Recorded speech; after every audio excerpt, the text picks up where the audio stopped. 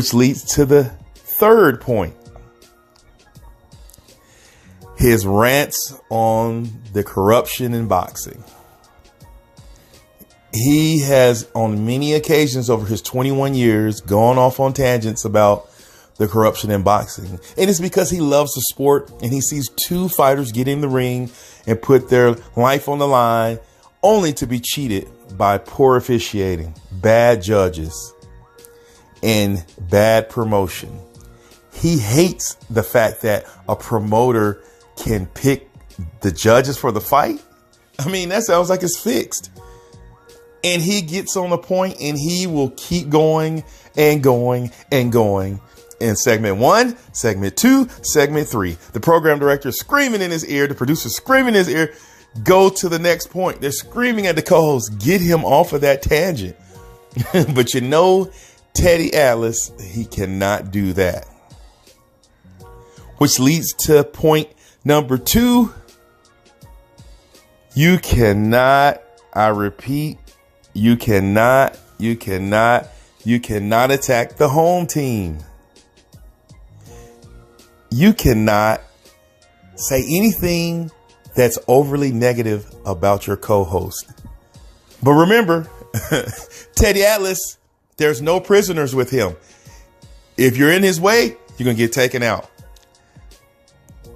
On some recent broadcasts, he kind of not really attacked, but he kind of questioned the credentials of Mark Kriegel, which Mark Kriegel he's like a television producer, a writer, a commentator. He's been in the NFL. He's done some things there for the NFL, been a part of a couple of teams that won Emmys.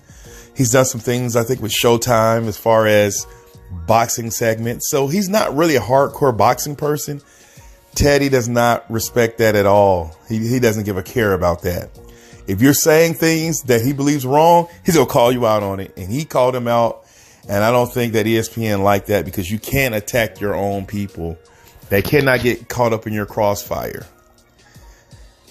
And this leads to the number 1 point and the number 1 reason why Teddy Atlas was removed from commentating on live fights, but not fired. Bob Arum. Bob Arum is the spearhead of all of this, in the fact that Top Rank, his company, signed a 4-year deal with ESPN. And with that deal, he is the top promoter. And so he may have a hand in picking the judges, which doesn't sit right with Teddy Atlas. And Teddy Atlas went off. And I told you he was unpredictable. He's gone off and got in the face of his program director before. He's been suspended before. Like actually suspended from the broadcast at all. Just he can't be on air at all. So this is nothing new to him. So this is a softball pitch. And the reason why they didn't fire him is because he still has 2 to 3 years on his contract. And he's good at what he does, whether I agree with everything he says or not. He's good at what he does. He's entertaining. But Bob Arum just signed this 4-year deal worth millions of dollars. And so he can't have Teddy Atlas on there continuing to talk about the corruption in boxing and pointing out that the promoters picking the judges. And when we get these bad decisions like the Jeff Horn debacle and the Bird debacle and all of these things, it shines a bad light on boxing, which sheds a bad light on Top Rank, which ultimately sheds a bad light on Bob Arum, and Bob Arum will not stand for that. And so for these 5 reasons, this is why Teddy Atlas was removed from the live broadcast, but not fired.